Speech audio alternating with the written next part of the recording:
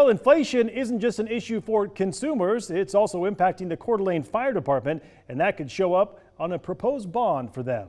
KREM 2's Cody Proctor breaks down what firefighters are asking for. I'm at the Coeur d'Alene Fire Department Station 2, their busiest station in the city. Now, if the fire department gets their way, this station could get some much needed improvements, but they have to convince the Coeur d'Alene City Council first.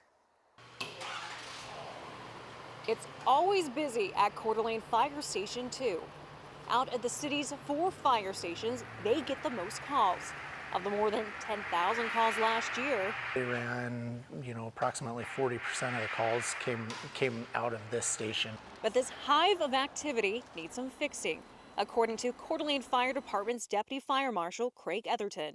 Roof leaks, we've got our attic space is frozen in there, and so there's a bunch of heaters and stuff that are... And it needs more room, especially if the department moves more staff to the building to have more people centrally located in the city. When both of these units are in the house, it's a little crowded in here. The station's one of the reasons why Coeur d'Alene Fire is asking the city council to put a proposed bond on the May ballot.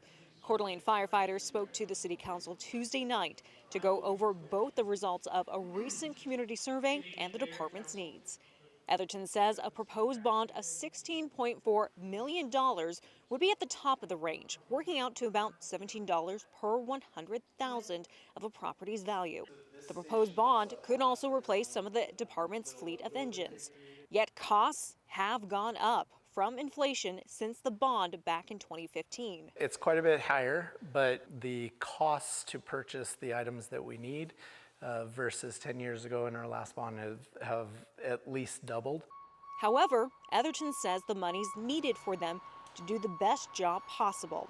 If they don't get the bond, the fire department's problems don't go away.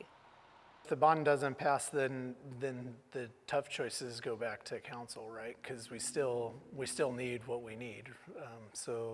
Now, Tuesday night was just a presentation. Etherton says they hope that the city council will vote on this at their next city council meeting. That's in early March. If this makes it to the ballot, this bond needs 2/3 of the vote to pass. In Coeur d'Alene, Cody Proctor, KREM 2 News.